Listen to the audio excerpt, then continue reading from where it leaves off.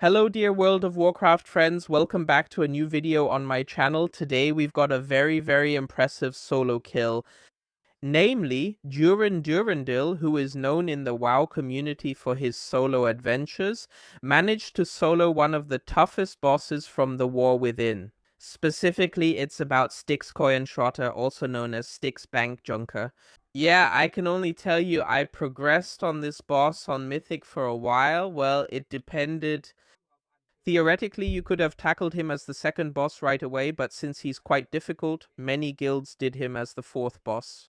And for that, this boss was really tough. You can see the kill here, and of course we're also going to watch the video from Durendil.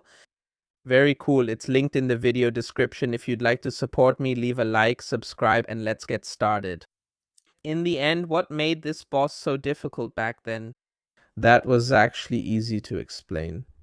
Then every player had responsibility in this fight. And that happened because at regular intervals, 4 players were placed on these little balls. And with these little balls, you had to collect these piles of trash you see here, for example. You had to collect ads with them so that in the end you could deal more damage. You had to roll into bombs so that they wouldn't explode. And it was also pretty important because it was definitely a damage check that you rolled into the boss with these balls, since the boss took additional damage from that. And this part in particular, you can see it here now. Now players are starting to roll again. Especially this component, that it couldn't be done by fixed players, but it was random who got it. Every player had to collect trash as best as they could. Every player had, at least that was our tactic, an assigned quadrant, and in that quadrant he had to throw the bombs up. And if someone didn't manage to play it right, the whole raid died. And here we come to a big problem that Durendil had during his solo adventure. And you're watching his video right here. The video is, of course, highly sped up.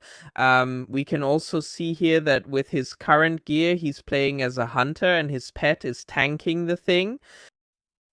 But with the current gear, the incoming damage, yeah, it's not trivial, so you really have to do something to survive here. But you can endure it. Probably not with a fresh level 90, but he managed to play through it. And he says the biggest problem with this boss was ultimately the DPS check, specifically the Mythic check. You can see it here as well. He's in this fight on Mythic. And he says at this point that these orbs deal a lot of damage when they're slammed into the boss. And that led Blizzard to significantly lower the normal enrage timer of the boss to 6 minutes and 30 seconds on Mythic. That also means the orbs have to be played perfectly. And actually, at least back then, when you killed the boss on normal, every orb had to go into the boss, otherwise you wouldn't make it.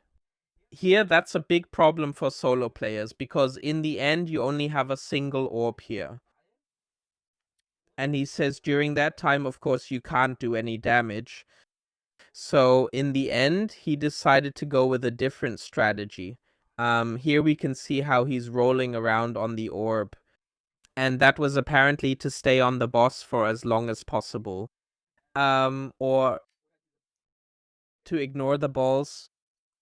And that in turn made his damage loss even worse from rolling around for 20 seconds.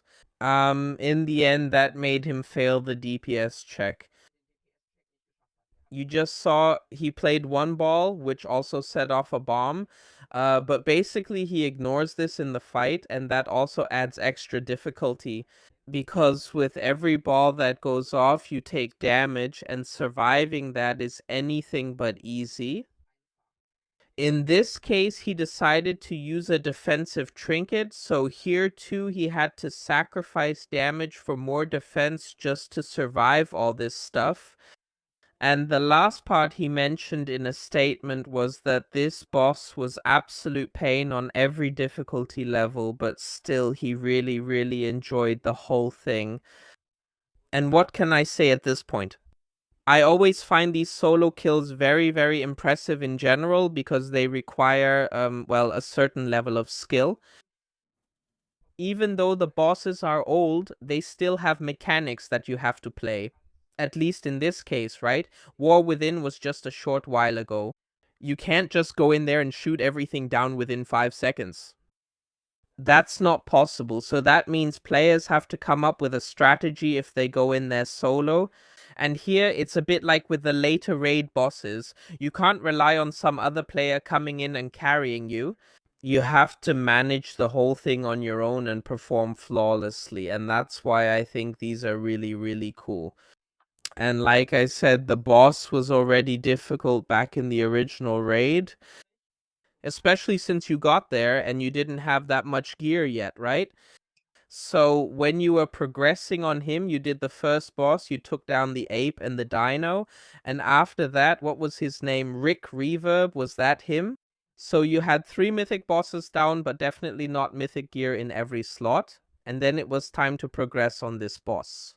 That was really tough. He was also nerfed to make him easier. And even then, it was still quite a skill check and a DPS check to get it done properly, even with a guild.